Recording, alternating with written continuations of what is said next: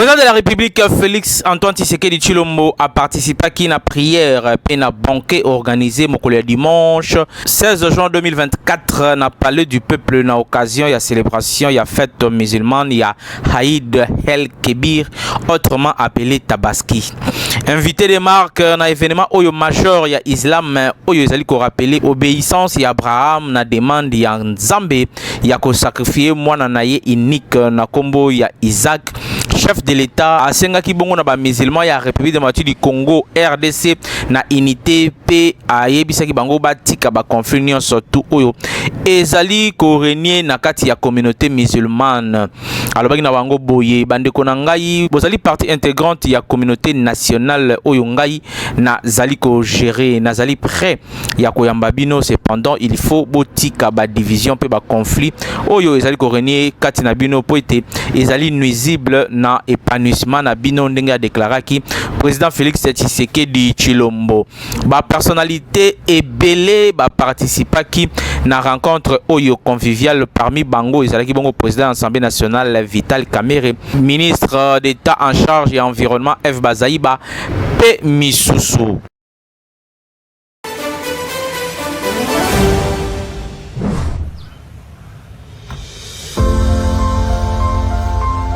Président de la République Félix Antoine Tshisekedi Tshilombo a présidé qui le vendredi 14 juin 2024 dans la cité à l'Union africaine. Premier conseil de ministre et gouvernement soumis à Toulouka. Kaka Ndenge ezali ko rapporté moko ba dépêche ya cellule ya communication ya présidence de la République. Oyo comment ki na rédaction na biso ya magazine Cap vers l'actualité. Premier conseil des ministres oyo ezalaki essentiellement consacré na prise de contact entre président de la République et membre ya gouvernement. Na mot de circonstance naye face na presse à l'issue ya réunion yango premier ministre Judith Suminwa Toulouka a présenté qui objectif ya réunion OYOP a réitéré les sous détermination ya équipe naye ya ko matérialiser 6 axes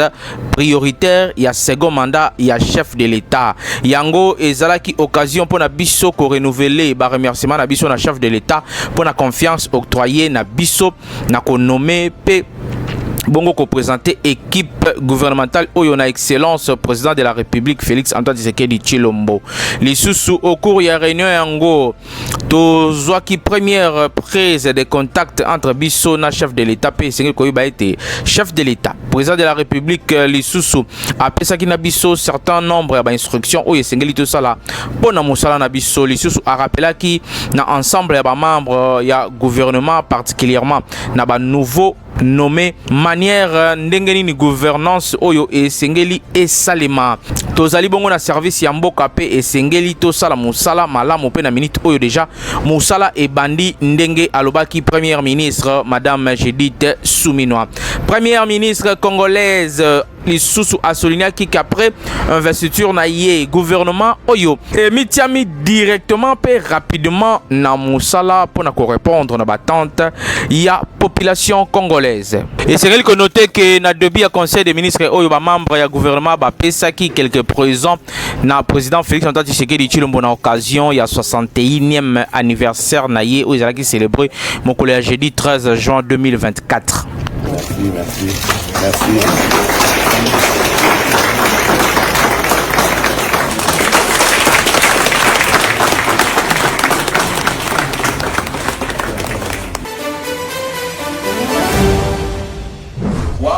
Lors de la clôture, il y a session parlementaire, il y a mois de mars, samedi 15 juin 2024 na Kinshasa, na République démocratique du Congo. Vital Kamerhe, le président de l'Assemblée nationale, a annoncé que salaire, il y a député national, Ezali Bongo, na 14 millions de francs congolais, environ 5 000 $ américains, tous les avantages compris.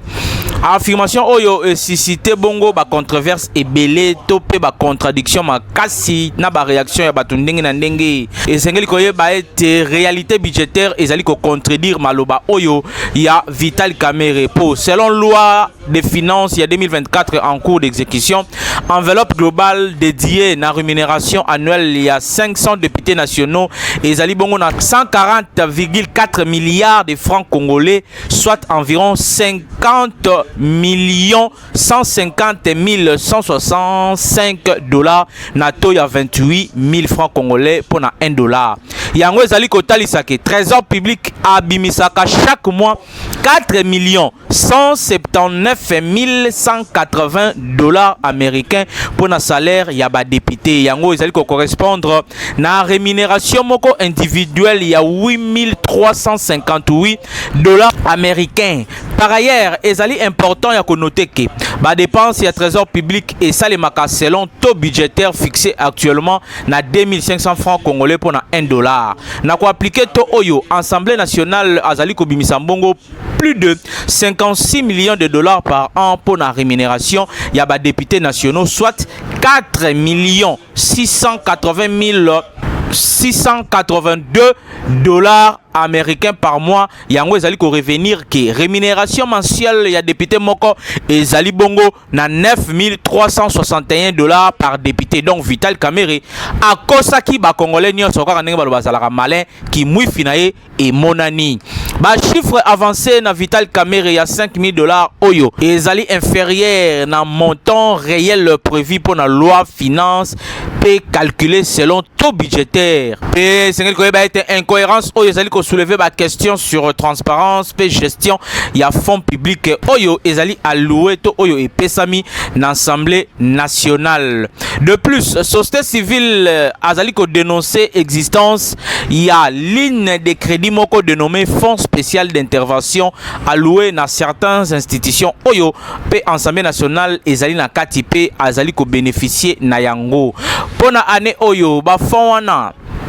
ezali bongo ya 163,9 millions de dollars selon loi ya finance 2024. Selon plusieurs experts, montant oyo ezali ko servir bongo ko financer ba prime pe ba gratification non officielle oyo ezali ko matisa bongo rémunération ya ba député de manière non transparente, donc na ndenge ya kimoyibi na ndenge ya cash. Na correspondance moko oyo ezali adressé na Vital Kamerhe na fin mai, Centre de recherche en finances publiques et développement local CREFDEL a exhorté bongo nouveau président de l'Assemblée nationale ya ko promouvoir transparence concernant ligne oyo ya crédit pe mususu oyo ezali dénommé autre personnel oyo yango pe ezali alloué kaka na ba institution oyo. Na rapport moko ya contrôle citoyen publié na mois de mai leki, CREFDEL oyo a révélé que trésor public a dépensé près de 330 millions de dollars pour la rémunération ya ba députés nationaux pe ba sénateurs entre 2021 et 2023. Différence notable entre déclaration ya Kamerhe pe réalité budgétaire couplée na fonds opaque ezali ko alimenter ba soupçon ya pratique ya corruption pe ya mauvaise gestion ya finances publiques nanzela ya parlement. Donc esengeli koyeba été maloba ya mwana mboka Vital Kamerhe oyo aloba ki na clôture ya session ya mois de mars ya Assemblée nationale oyo pona koloba été salaire ya député ezali na 14 millions de francs congolais, soit 5000 dollars. Ezali luvunu ezali lokuta akosaki ba député bazali na salaire ya 9000 dollars oyo yebani na ba prime susu oyo yebani te. Donc ceux qui ba calculer salami bien bazali kokoma na bango kaka na ba 20000 dollars. Donc oyo ne solobaki mwanza na mwanza ezali lokuta.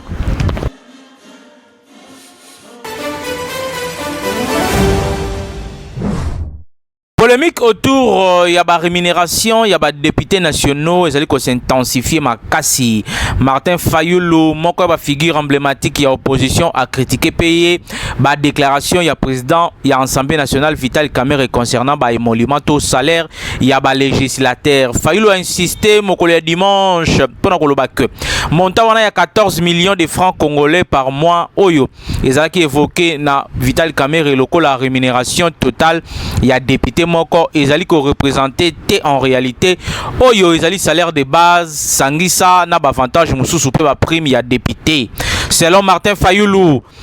sous-estimation oyo ya rémunération ya ba député ezali ko constituer moko ya ba pire contre-vérité pe moko ya mensonge to pe lokuta envers ba citoyens congolais pe ezali ko exiger que enquête moko esalema pe enquête moko approfondie na ba sanction contre ba responsable ya désinformation oyo na août 2022 Fayulu a exprimé ka bongo indignation na ye pona a découvrir que ba député bazalaki kozwa kino na $21,000 par mois ya salaire pe a qualifié ki rémunération oyo ya disproportionné comparé na oyo ya ba profession mususu essentiel na mboka topé na majorité ya population oyo bazali ko vivre na moins de $2 par jour. Côté naïe, Vital Kamerhe a réaffirmé que le salaire yaba député et Zali Bongo réduit pour atténuer bongo tension salariale na kati ya gouvernement. Les sous atie batunion son a défi oyonion so akondima ko prouver que ba députés nationaux ba gagnaka $21,000 américains peut a souligner transparence peut volonté ya administration naïe ya ko clarifier ba chiffre wana. Situation où ils allaient continuer à susciter des débats ya makasi tant na kati ya gouvernement pe parmi public pe ezali ko illustrer bongo ba tension persistante autour ya gestion ya finances publiques na kati ya République démocratique du Congo. Donc kino mokolo ya lelo lisolo oyo ya 14 millions ezali ko créer toujours ba réaction partout batunos bazali koluka ko s'exprimer pona koloba ete makambo Vital Kamerhe alobi ezali lokuta kasi kaka ndenge moko alobaki oyo azana besoin ya ko contredire maloba oyo alobi atie batunos na défi administration na ezali disponible na ba chiffre wana pona ko prouver que makambo azali koloba ezali ya solo. En bon entendeur, s'aligne.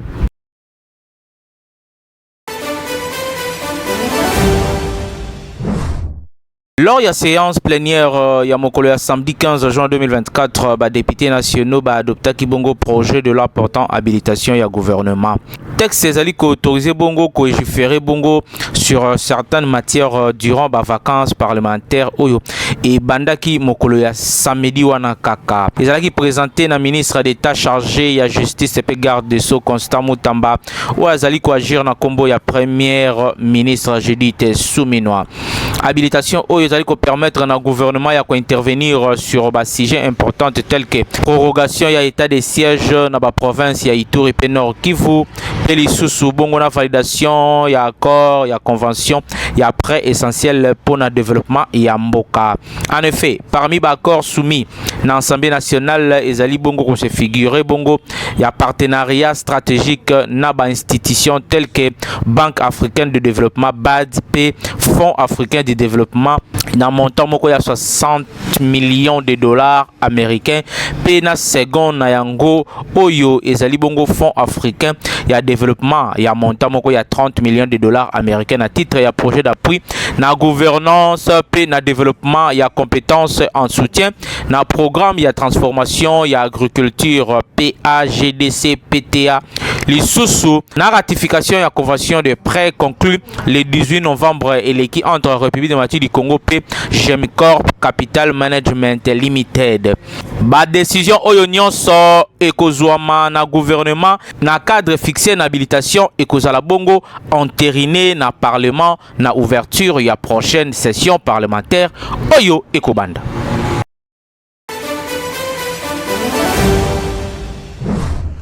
Na niveau ya Sénat, makambo ezali ko s'accélérer makasi na République démocratique du Congo. En prélude na adoption ya règlement intérieur pe ya élection ya bureau définitif. En prélude ya adoption ya règlement intérieur pe ya élection ya bureau définitif, ba sénateur ba bengami ya ko clarifier bongo ba appartenance politique na bango pour la législature oyo ya 2024-2028. Selon correspondance moko ya Ivan Kazadi Kankonde, premier secrétaire ya bureau d'âge oyo azalaki cité na dépêche moko ya cellule ya communication ya Sénat et ezali question d'abord pour na ba élus des élus ya kopona bongo entre majorité parlementaire topé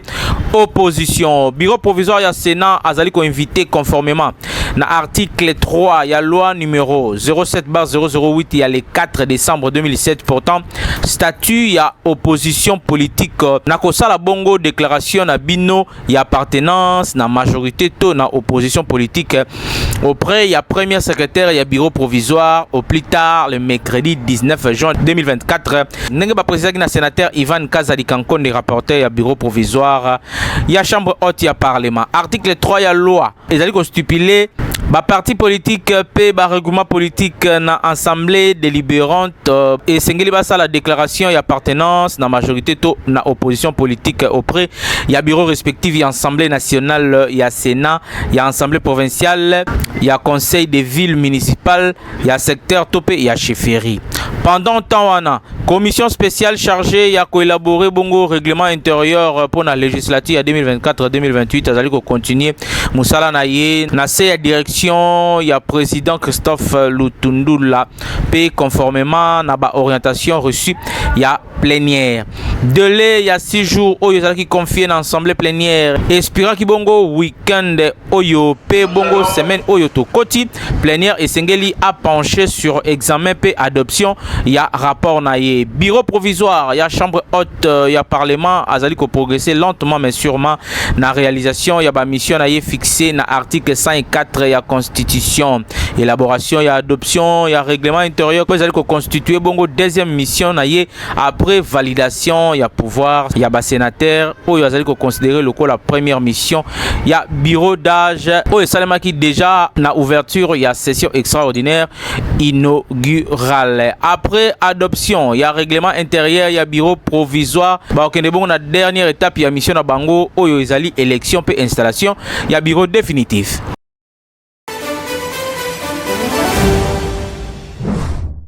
Commission chargée à autoriser instruction sur dossier, il y a présumé sur facturation, p lampadaire, na station de collecte, traitement, p distribution, il y a maï. A auditionné qui bongo mokole samedi 15 juin 2024, ancien ministre des Finances Nicolas Kazadipe, procureur Moukonko le mandaté na procureur général pour la Cour de cassation. Audition oyo ezala qui na but ya koyamba bongo topé ko recevoir ba élément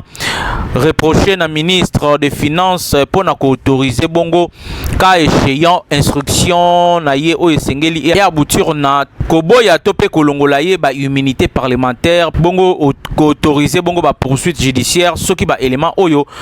ekoyambama ekozala malam topé ekozala état ya détournement na ba élément oyo ezala qui présenté na plénière au cours ya audition yango commission a relevé ba irrégularité et belé na démarche ya procureur général pour la Cour de cassation notamment na restriction ya liberté ya mouvement ya Nicolas Kazadi sans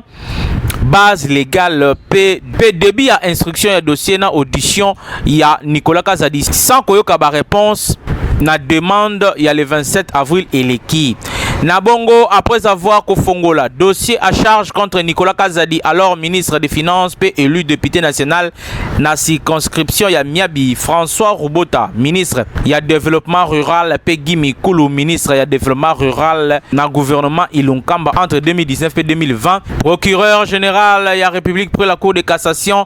à Sala qui demande na bureau d'Assemblée nationale pour na autoriser instruction il y a dossier oyo pe bongo conditionné Nicolas Kazadi préalable requis pour na ba élignation son nationale sauf en cas il y a flagrance ndenge tokoki kotanga na source moko proche ya dossier à l'issue il y a audition yango ndenge ba constataki ke ezalaki na blocage moko te sur instruction déjà entamé oyo pe concerné andimaki moko volontairement commis pesa commission oyo a déclaré topé a autorisé que processus oyo est continué pe na meilleur délai oyo procureur général de la République a transmettre ba conclusion na ye na commission pour na conclure dossier OEP surtout ko lever immédiatement ba mesure ya restriction ba liberté ya mouvement ya Nicolas Kazadi oyo ezali ko violer ba droit pe ba devoir.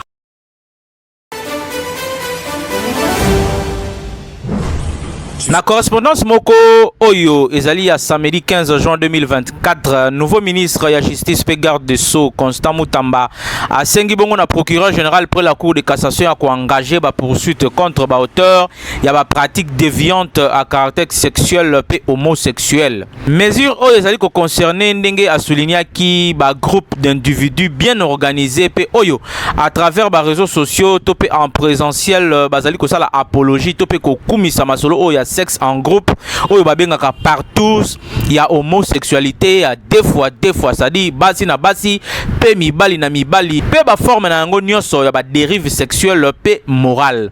Démarche oyo ya nouveau patron de justice et provoqué bongo ba réaction ebele soki misusu bazali ko zo yango malamu pe ko yamba yango positivement misusu bazali ko mona yango insensé pe bazali ko mona yango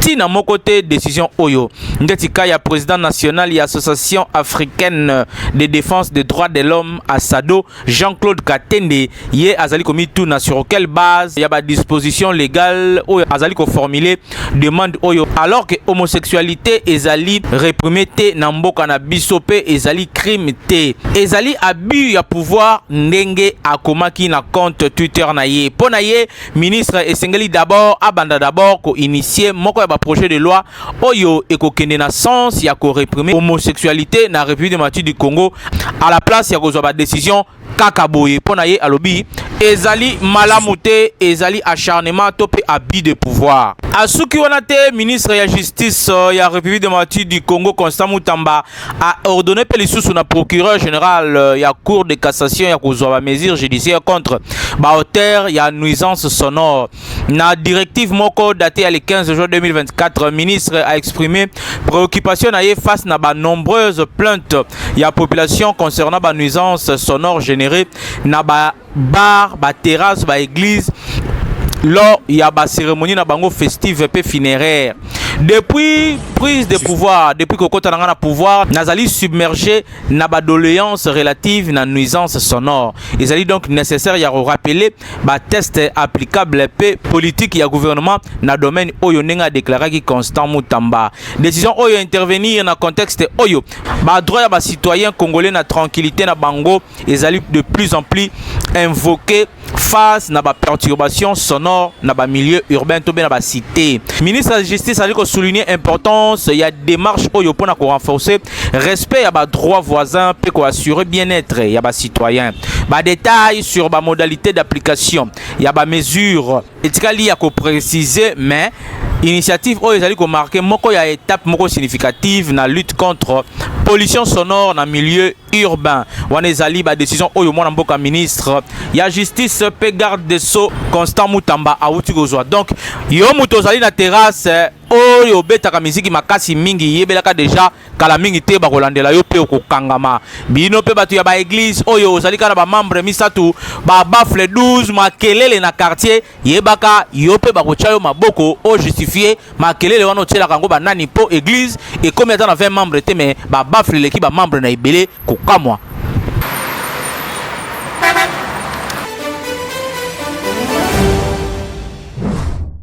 Gouvernement congolais alingi kozwa ba solution moko ya malonga pour nous permettre partie est ya République démocratique du Congo na détermination na ye ya ko faire plier Apple firme ya pomme oyo ezali accusé ya ko utiliser bongo ba téléphone na ye na ba minerai ya makila oyo ezali ko uta na ba mine congolaise illégalement exploitée na régime ya Paul Kagame. Ba avocat mandaté na l'état congolais ba confirma ki yango mokolo ya jeudi devant presse à Kinshasa que ba minerai oyo ezali acheminé vers Rwanda et sikawa pizo à la blanchi makila ezali ko tanga na ba téléphone wana ya Apple fabriqué à partir ya ba minerai oyo ezali ko uta na ba mine congolaise exploitée illégalement na ba force ya Kigali na est ya mboka na kati na yango tozali komona d'ailleurs ba droits humains ebele ezali violé ndenge Peter Salam moko ya ba avocat ya l'état congolais membre ya cabinet Robert Amsterdam basé na Londres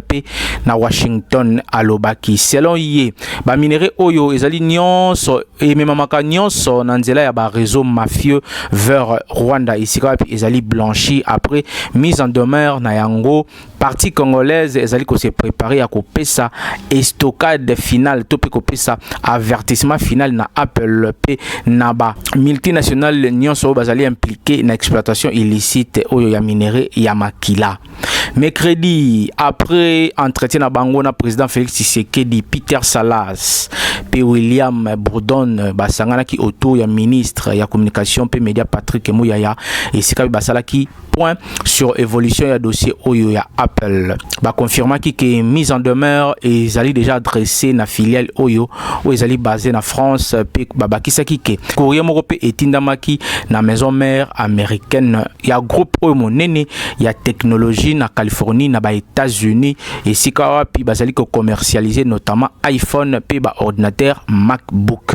Des avocats oyo chevronnés ba rappelé qu'après mise en demeure oyo ezali lancé na Apple, étape suivante ezali bongo bientôt ko divulguer makambo nyonso ndenge ezali ko salema. Ezali question ya responsabilité éthique ya multinationale de la part ya utilisation ya ba produit ya ba minerais stratégiques illicitement extraits suite na activité ya mabe oyo Rwanda zali ko sala contre République démocratique du Congo pe ba violation massive ya ba droits humains oyo ezali ko landa na sima. Il faut ko agir, il faut ko luka ba vecteur d'influence pour na ko talisa pe ko prouver na mokili mobimba ke ezali na makila na kati ya ba téléphone Apple. Bato nyonso esengeli ba yeba oyo ezali ko leka na chaîne d'approvisionnement ya ba téléphone oyo bazali nango na maboko. Tozali ko compter sur société Apple. Tozali ko kanisa ke ba ko agir pour na ko décourager commerce ya ba produit oyo exploité na prix ya makila oyo ezali ko tanga. Ndenge batalisa ki na ba avocat oyo Peter Salas pe William Bourdon.